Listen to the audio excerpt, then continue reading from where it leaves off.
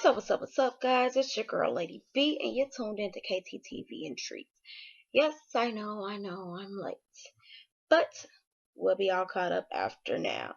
It is around 4:30 in the morning on Friday, so y'all will be getting these videos very early. And we'll be all caught up for today's episode. Yes.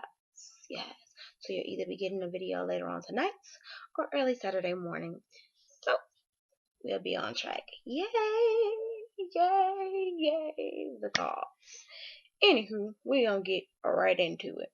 We're starting off with Clinton Tracy. And by the way, if y'all see me looking off to the side or something like that, y'all know I got my notes.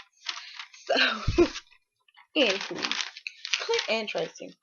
So, Clinton's back home from, I think they were in Texas. Yeah, he's back home. And Tracy's still missing. It's been about 2 days right now. So he's back at work and he's updating his boss, which is his ex-wife, as we all know, about the things that's happened. Basically, he's trying to find a silver lining in his story to tell her because he doesn't want to hear the "I told you so." So his silver lining is she didn't take the cards, but he doesn't know if she even knew the cards were there. She left him $100 in his wallet, even though she took $100 as well, and she left the ring for him. And she left the clothes he bought on, like he bought her. Yeah, these were the silver linings. He was fine. Meanwhile, the ex-wife is like,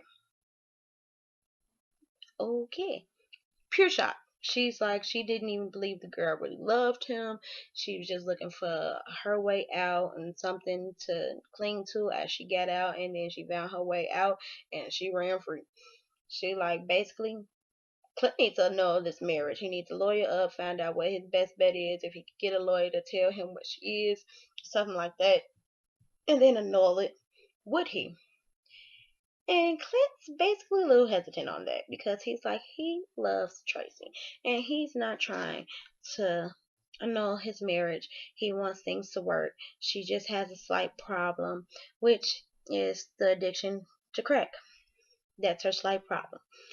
So he ain't trying to hear what they saying. What he said, he will take some advice from a lawyer. So he will contact a lawyer and see what's gonna go on with what and if they can find Tracy for him.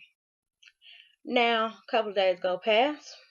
Tracy is still missing. It's been about 6 days. Clint has whatever phone he's got now, and he's tracking his old phone. So he goes to try to track the phone today, and the phone has been turned off. So now he's hurt because he feels like Tracy is ignoring him. My whole thing is, did Tracy take the charger when she took the phone? Because if not, that phone got a great charge. If it's been on this entire time, like it's been 6 days, if that phone has been on for 6 days without being charged, baby, I need to know which phone Clint had. Because my phone don't even do that one. She been gone for 6 days, like night and day.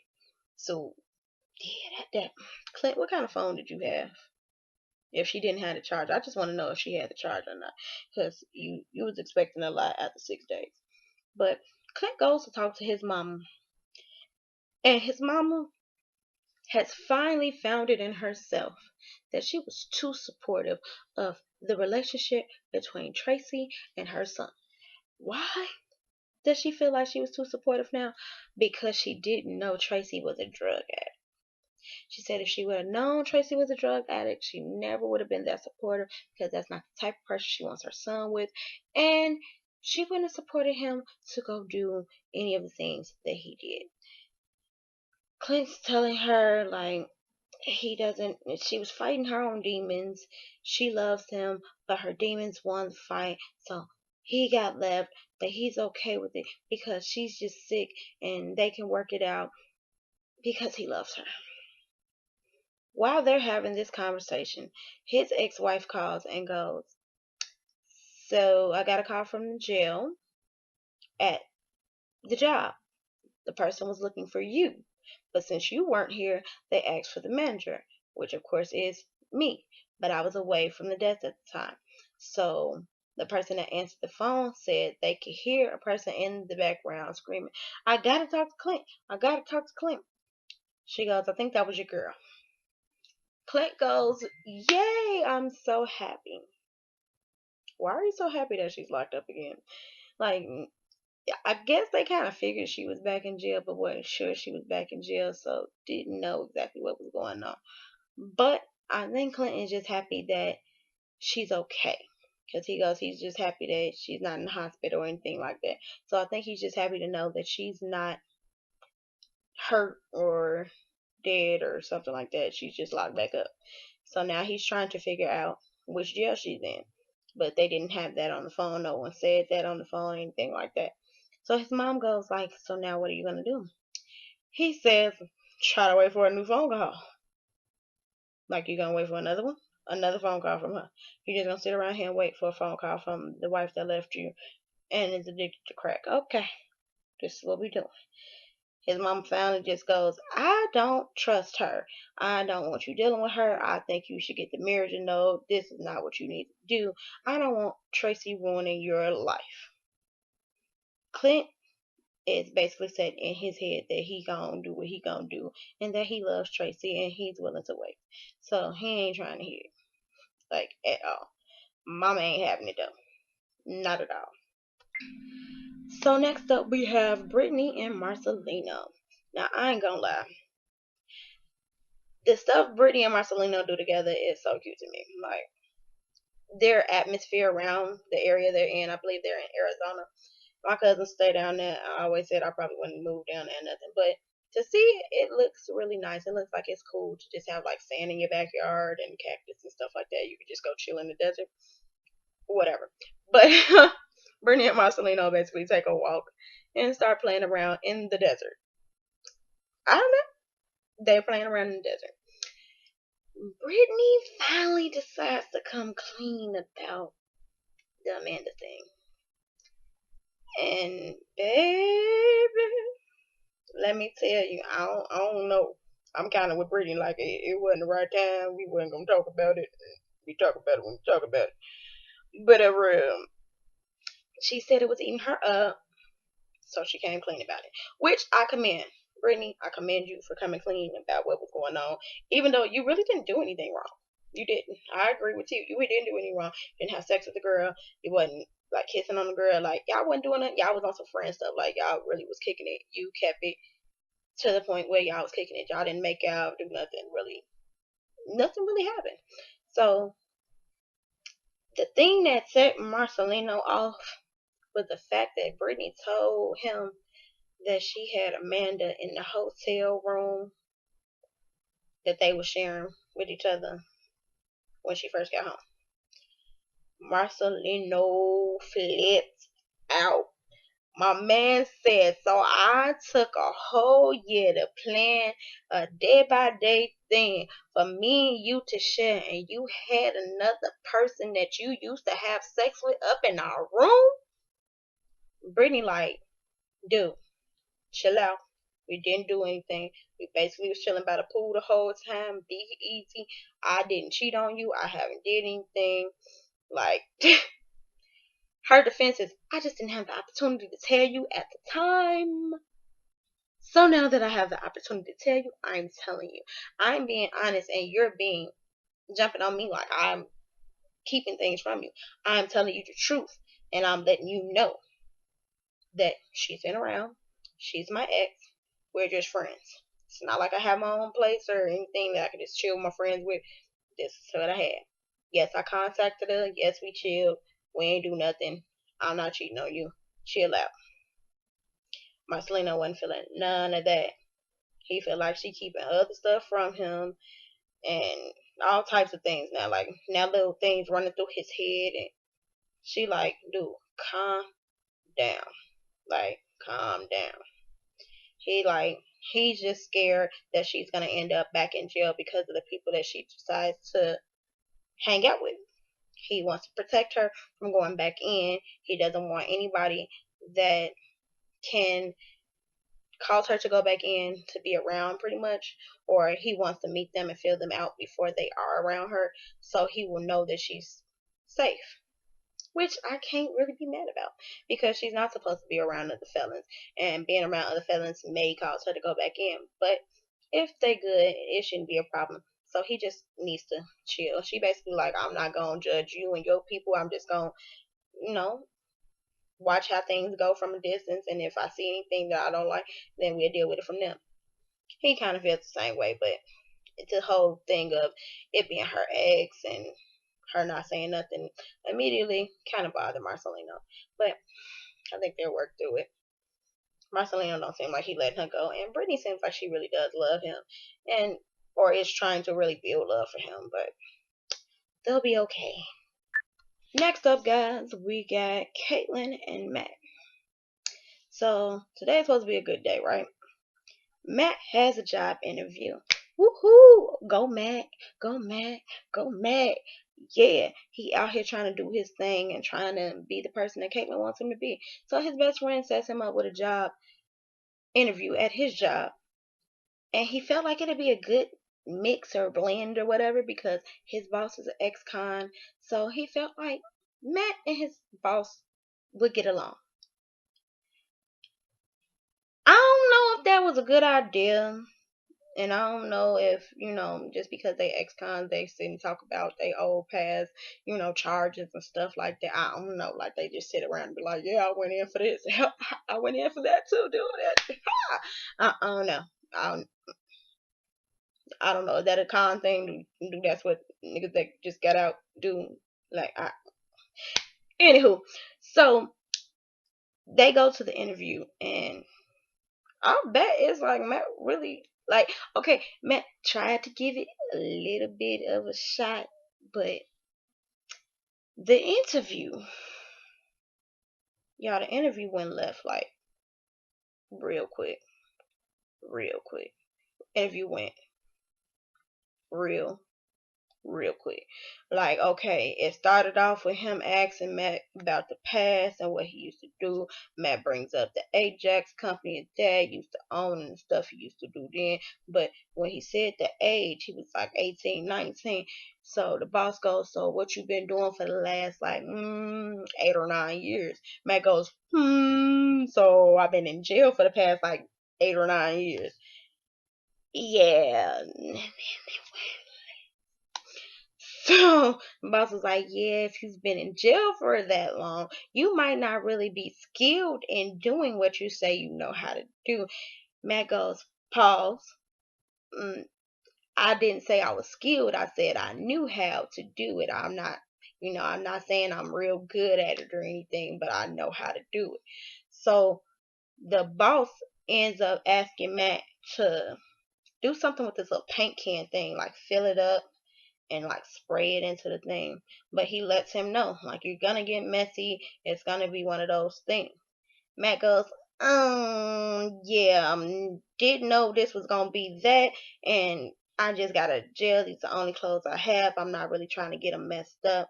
I'm sorry. I know this might sound like I'm being a jerk, but I'm just saying you should understand. I just got out. These are the only clothes I got. I'm not trying to get them messy. Cause I ain't gonna lie, Matt had some fresh shoes on and nice pair of jeans, just a little black shirt. He could have got another shirt and pants, but I felt him on the shoes a little bit. But my whole thing is, this was a job opportunity. It's really hard for you to get a job right now. Go ahead, do what you gotta do. You could have probably started today. You never know how he was gonna play that off, and you started you off, and you've been able to, grab some more kicks later. But Matt wasn't feeling that. And the boss goes, it don't seem like you even have the work ethic. You don't want to do anything. Bam. It's like I basically pulled myself up on my bootstraps when I got out. I was working at pizza place and I was working delivering mail or something. Like he was doing two different jobs, one in the day, one in the night, and then started his own company. And since he an ex-con, he tries to help out other ex-cons. So I guess that's why the best friend tried to set him up here. But his reason was different. But neither here nor there. And basically, he was a good boss to have an ex-con on his payroll because he understands it's hard to look for jobs when you first get out.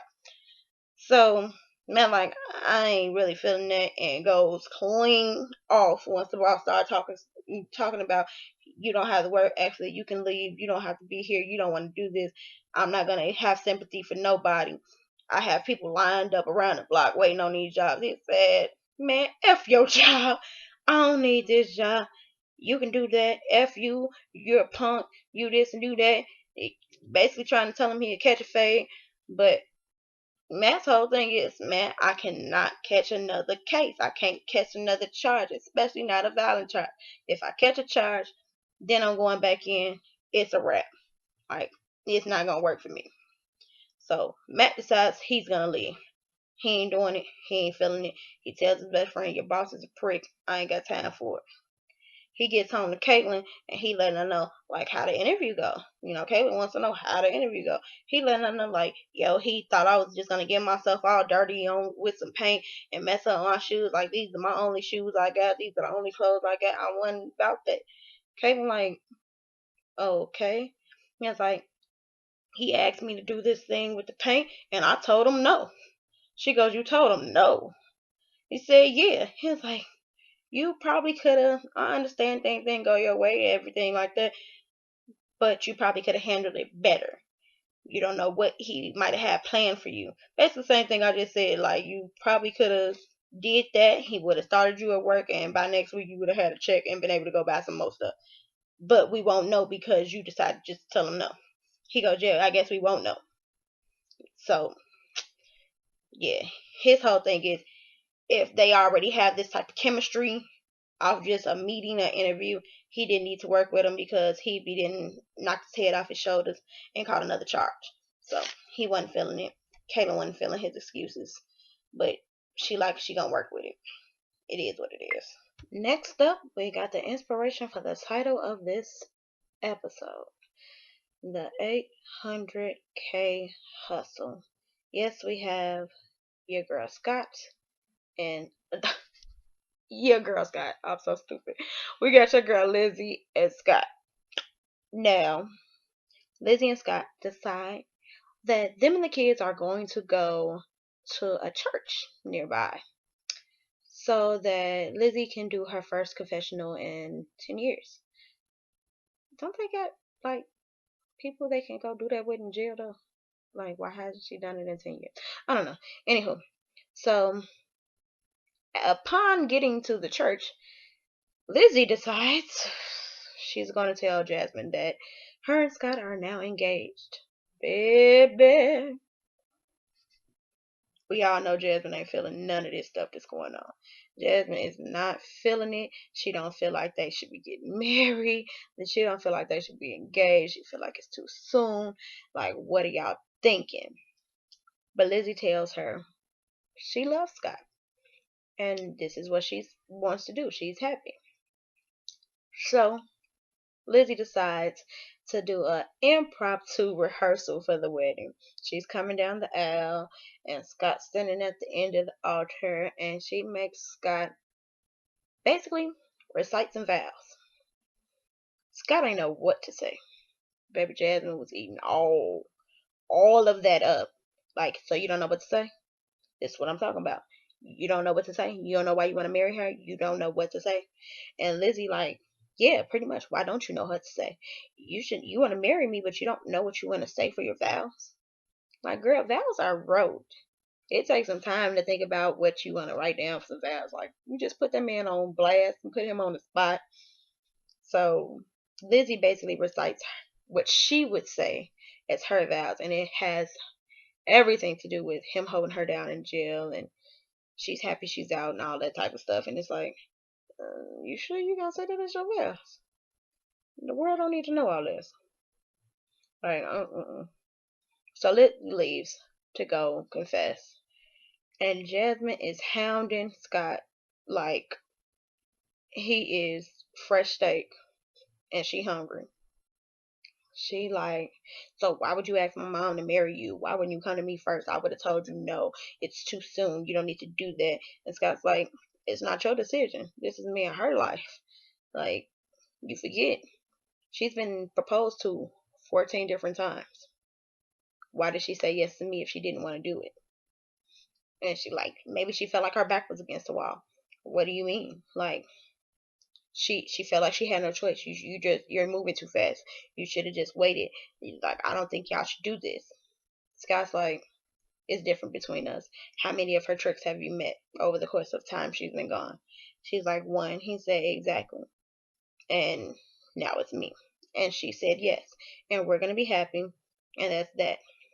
So he decides since she wants to hound him, he's gonna hound her.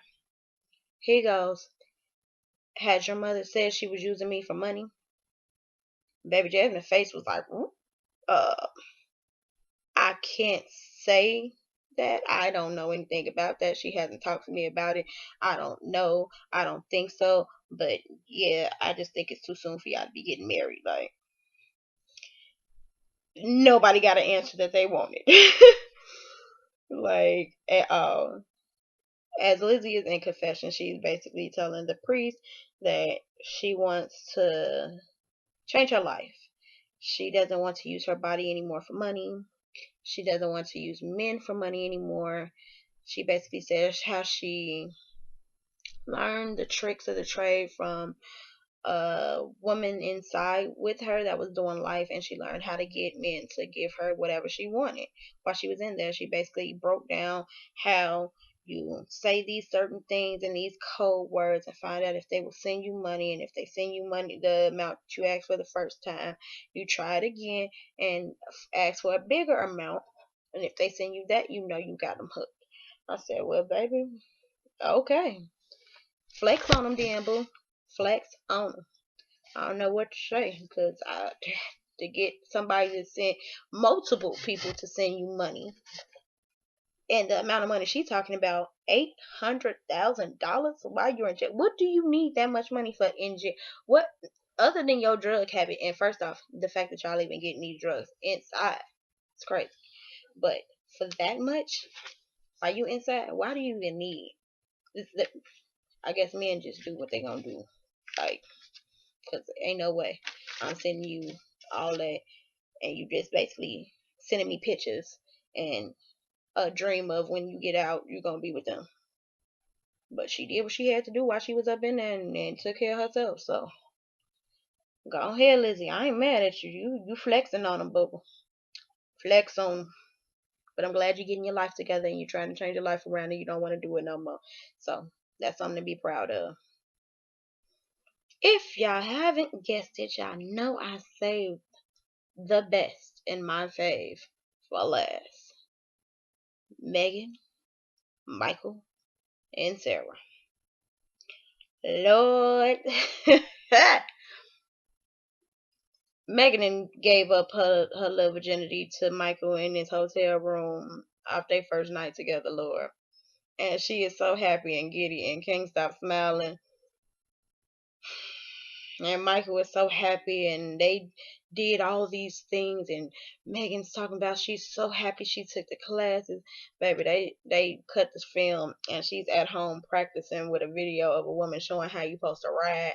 And I almost passed out when I seen it because I said, do virgins really sit and go about and read?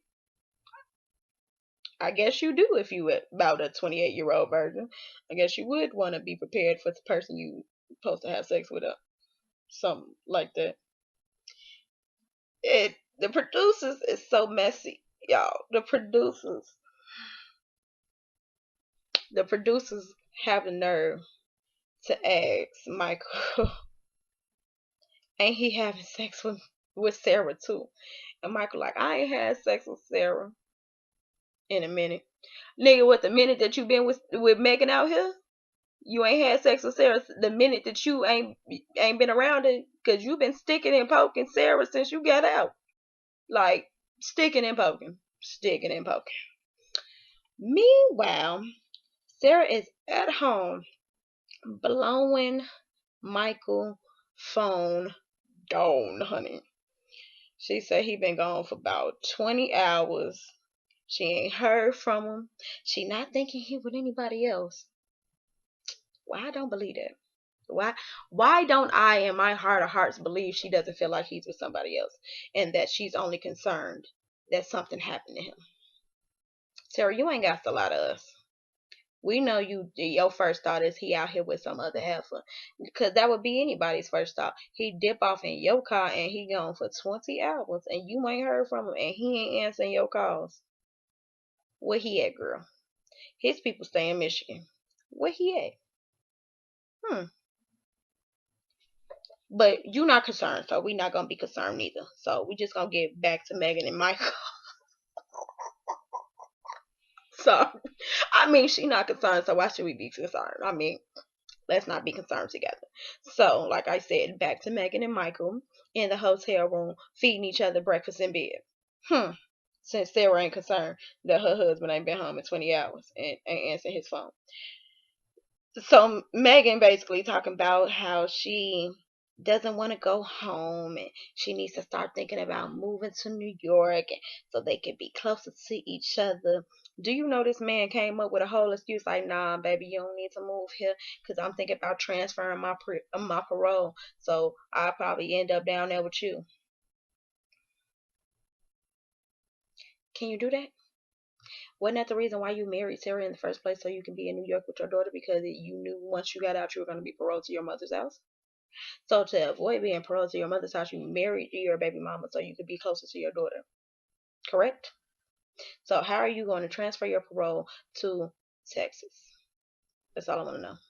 Unless you're planning on marrying Megan before you try to do this, or unless you're planning on telling Sarah, divorcing her, marrying Megan, then going. Michael, I don't know if you playing this girl because she don't know the system like that, bruh. But the rest of the world don't believe some of the shit that's coming out your mouth. We all sitting here like, and this girl is just foolish, huh? To believe this bullshit. Okay. Okay. Anywho, he says he's thinking about letting Megan know that he's married. That's the least you can do, dog. You took the girl virginity. You can at least be honest with her and tell her that you're married.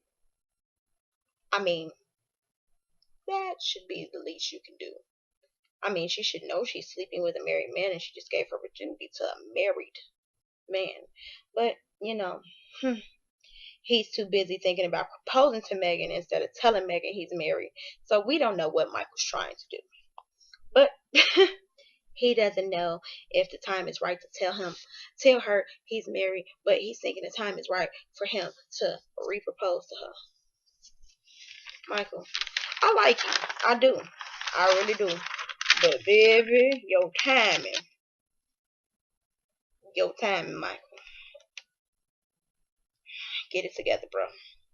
So Megan and Michael go on their very official first date, and they're at Niagara Falls. They're taking pictures and stuff.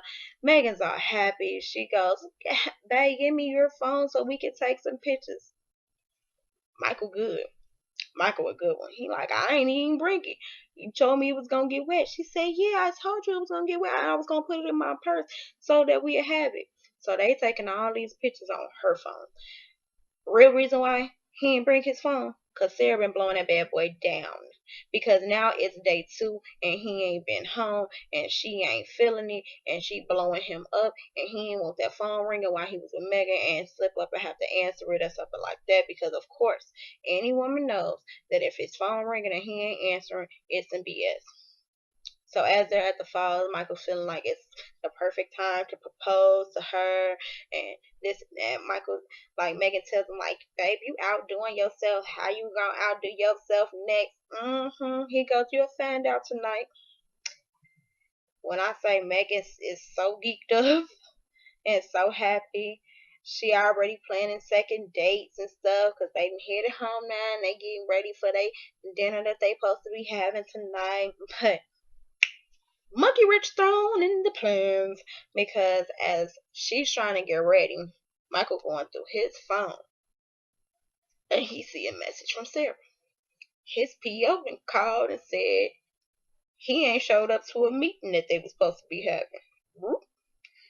Can't be missing meetings with your PO, dog.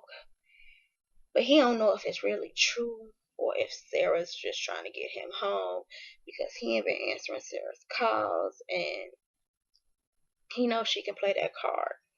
So he trying to break the news. He got to now break the news to Megan. So he calls over like, babe, like the face is so sad. He look like a little sad puppy dog. Michael a little cute. Michael not ugly, but he just fool. Like he just fool. So he like, I gotta go. My PO looking for me. I wasn't there. I gotta go. I gotta make sure everything cool. And Megan like, no, you can't go. No, I thought you had all this straight. Like, what if they try to send you back? He like, what, you want me to go on a run or something? She said, yeah, I'm coming with you. Girl, you a rider like that?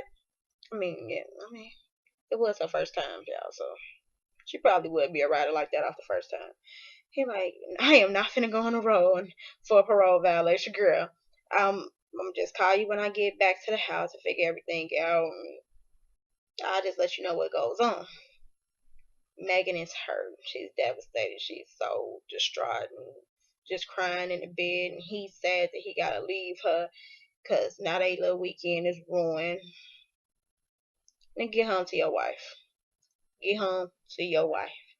Because meanwhile, your wife is at home worried sick about you and her friend and feeding her. I mean, she ain't feeding her stuff, but she telling her the real.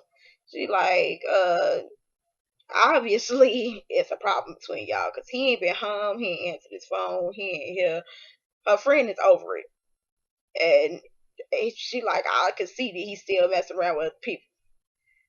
And Sarah like, mm-mm. They going back and forth, they talking about it, and who walks in? Like, mm-mm, mm-mm. I couldn't. I'm sorry. This Sarah is better than me. Like, Sarah's better than me because her friend is giving her all the advice a friend should get. She like, he can't be running from y'all marriage problems no more. Like, she knows she's pregnant. Sarah knows she's pregnant, but Michael doesn't know Sarah's pregnant. So it's a whole nother situation. Like, she didn't got a babysitter for the whole weekend so they could spend time together, and he ain't even know. So Sarah is still talking about this stupid ring though. Like, all this stuff is going on. You ain't seen your husband in 2 days and you still like, he wore the ring for 9 months. What's the problem now? Girl, the ring is the least of the issue at this point. F the ring. You need to be worried about why he ain't been home in 2 days and he just got out of jail 2 weeks ago. Like, what? You still stuck on it? You really think this whole thing was about that damn ring? You think the nigga been gone for 2 days because he ain't want to wear a wedding ring?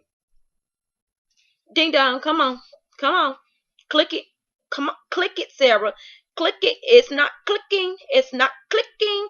Yeah, I think it is, but you don't want to admit it's clicked. But come on now. You can't really think this is about that ring. 2 days, girl. And he ain't answering your calls. Over a ring that he's already been wearing. Over a ring. Girl, I can't with you. Her only concern is she doesn't believe again. She wants to throw this out here for us, the viewers, the viewers that's sitting here watching this BS. She talking about she don't believe he cheating on her. He been gone for 2 days, and you don't believe. She don't believe he's cheating. She's more concerned that he's gonna get up and leave and never come back off an argument they had. That's your main concern. That's your main.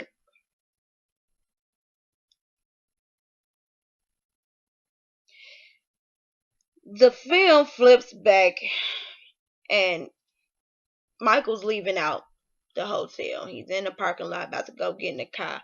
And on the phone, you can see he's talking to Sarah, and they already arguing. He telling her to chill out, whatever. Basically, he on his way back home. Sarah, baby, click, please, click, cause you looking stupid on national television, and your Twitter don't make it no better, boo. Your Twitter do not make it no better. I can't talk about she ain't thinking he cheating. Girl, what you think he doing then? What you think he? Unless he just back out there hustling in your head, he doing something he ain't supposed to be doing as a married man, and that's what you should be concerned about. Not that something he just gonna up and leave. Yeah, he gonna up and leave you for somebody else, fool. Just yeah. This has been Love at the Locker. I can't with this whole storyline with Sarah, Michael, Megan, because sometimes Sarah's logic don't be right there for me. Mm-mm. It don't. It just don't. Neither does Megan's, and I be sitting here like. No wonder he getting away with this stuff because neither one of y'all are like y'all ain't got it yet. Megan seemed like she might be trying to come around, but she just so head over heels in love with this man she can't see it. And I don't know what Sarah's little thing is because you've been with him long enough to know his BS. So I don't get it. But this has been Love After Lockup. This is episode 9. I'm your girl, Lady B. This is KTTV and Treats, and I'm signing out.